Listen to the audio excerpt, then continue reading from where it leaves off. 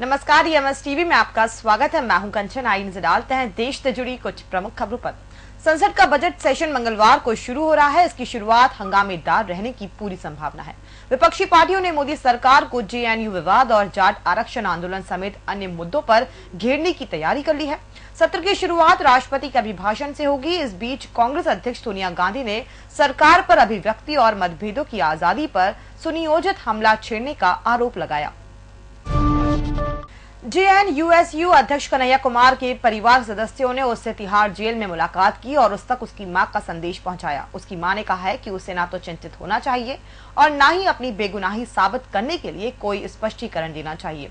कन्हैया के बड़े भाई मणिकांत और उसके चाचा राजेंद्र सिंह ने उससे मुलाकात की और उसका हालचाल पूछा।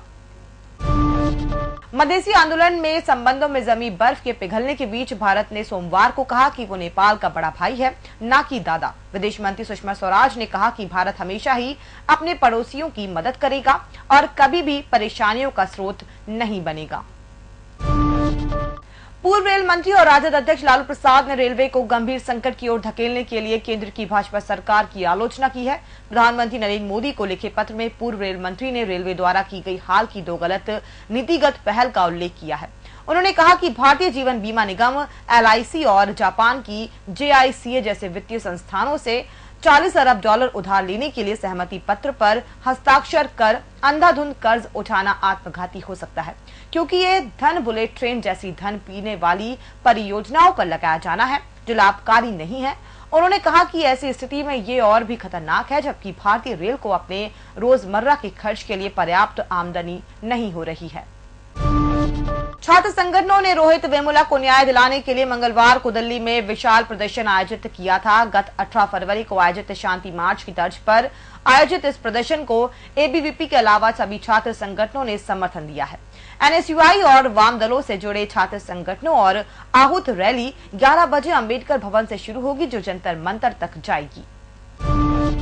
भाजपा नेता सुब्रमण्यम स्वामी ने अयोध्या में राम मंदिर निर्माण की इजाजत का निर्देश देने की मांग करते हुए सोमवार को उच्चतम न्यायालय में एक नई याचिका दायर की। उस जगह पर विवादित ढांचे को 1992 में ध्वस्त कर दिया गया था। पीठ ने कहा यदि संबद्ध पीठ इस पर अलग से विचार करना उपयुक्त मानती है तो ये सुनवाई करेगी, लेकिन यदि पीठ विषय को जोड़ने का फैसला करती है तो ये संबद्ध पीठ के ऊपर निर्भर होगा।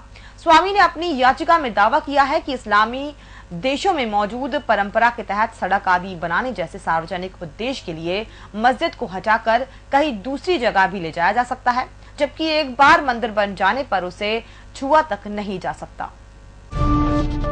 आरएसएस प्रमुख मोहन भागवत ने कहा कि हिंदू इस देश में कभी अल्पसंख्यक नहीं होंगे और उन लोगों को वापस लाने के प्रयास किए जाने चाहिए जो कभी हिंदू थे। भागवत ने यहाँ चैम्बर ऑफ कॉमर्स के एक संवाद सत्र में कहा, हिंदुओं को खुद से इस समस्या से निपटना होगा। हिंदू एक समय में अल्पसंख्यक हो जाएंगे। ये निराशावाद खत्म होना चाहिए। इस अवधि में हम कुछ ऐसा कर सकते हैं कि ऐसी बात नहीं हो। वाईएसआर कांग्रेस के 4 विधायक और एक विधान पार्षद सोमवार को पार्टी से अलग होकर सत्तारूढ़ तेलुगु देशम पार्टी में शामिल हो गए हैं।